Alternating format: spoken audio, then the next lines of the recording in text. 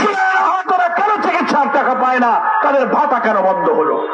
দুঃখজনক ভাবে আমরা দেখতে পাচ্ছি ক্ষমতাসীন বিএনপি সরকার অনীহা প্রকাশ করে জুলাইয়ের চেতনা থেকে তারা মুখ ফিরিয়ে নিচ্ছে।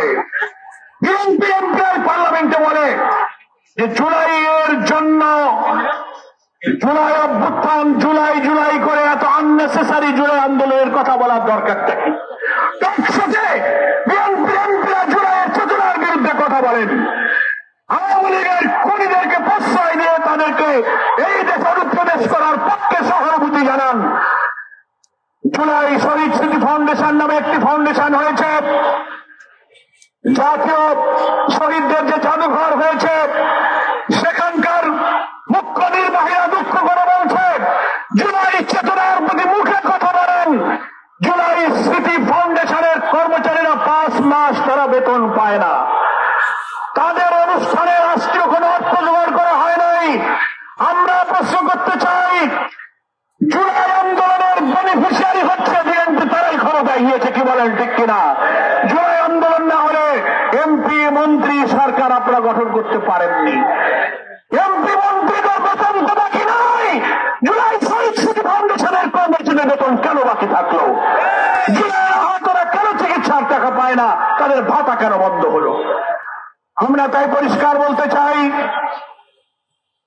এই শহীদ দিবসে সরকার যদি জুলাইয়ের চেতনার কথা সত্যি অন্তর দিয়ে বিশ্বাস করে থাকেন, তাহলে জুলাইয়ের চেতনার ভিত্তিতে যে জুলাই সনদ, তার ভিত্তিতে যে গণভোট হয়েছে 70% মানুষ গণরায় দিয়ে জুলাই সনদের 84টি ঐক্যমতের সংস্কার প্রস্তাবকে হ্যাঁ বলেছে, সেই রায়কে কার্যকর করুন। কিন্তু আমরা দেখতে পাচ্ছি সুকৌশলে বিএনপি জুলাই সনদের সংস্কার প্রস্তাবকে এড়ানোর জন্য মৌলিক সাংবিধানিক পরিবর্তনের গুরুত্বপূর্ণ ব্যাপারে তাদের ভিন্ন মতকে কাজে লাগিয়ে গুরুত্বপূর্ণ সংস্কার আনার জন্য পার্লামেন্টে তারা সংস্কার বাদ দিয়ে জুলাই সনদের ভিত্তিতে একটা সংবিধান সংশোধনের প্রস্তাব এনেছেন।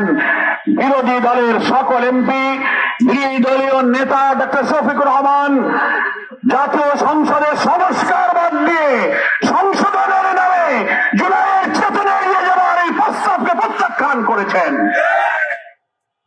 পার্লামেন্টে 11 দলের এমপিরা এর বিরুদ্ধে বক্তব্য রেখেছেন এবং তারা ওয়াকআউট করেছেন।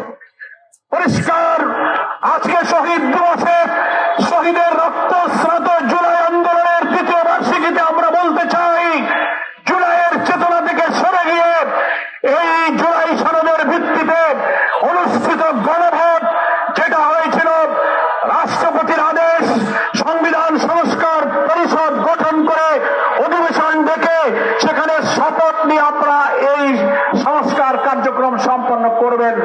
পার্লামেন্টে স্বরাষ্ট্রমন্ত্রী বলছেন এই সংস্কার পরিষদ সংবিধানে নাই, শপথ সংবিধানে নাই, গণভোট সংবিধানে নাই। আপনার লজ্জা করা উচিত। 17 অক্টোবর দক্ষিণ প্লাজায় জুলাই সনদে স্বাক্ষরের পর থেকে 12 ফেব্রুয়ারির নির্বাচন পর্যন্ত 4 মাস কোনদিন বলেননি এই গণভোট, এই সংস্কার সংবিধান বিরোধী, ক্ষমতায় গিয়ে মেজরিটি পেয়ে এখন কেন সেই কথা বলছেন? এই প্রশ্নের জবাবে তিনি পার্লামেন্টে বলেছেন, আমরা এতদিন মুখ বুঝেছিলাম এই জন্য বলিনি, যা বলেছেন মেনে নিয়েছি, যদি ইলেকশন না হয়। অর্থাৎ তাদের অন্তরে ছিল এক, মুখে ছিল আর এক। জুলাইয়ের রক্তের এই চেতনাকে তারা কোনো মূল্য দিতে চায় না। সংবিধানের দোহাই দিবেন না। সংবিধান সংস্কার পরিষদ সবকিছু সব দলকে নিয়ে ঐক্যমত কমিশনের মধ্য দিয়ে সেই সময় একটা অন্তর্বর্তীকালীন সরকারি প্রেসিডেন্সিয়াল অর্ডার আপনারা জারি করেছিলেন।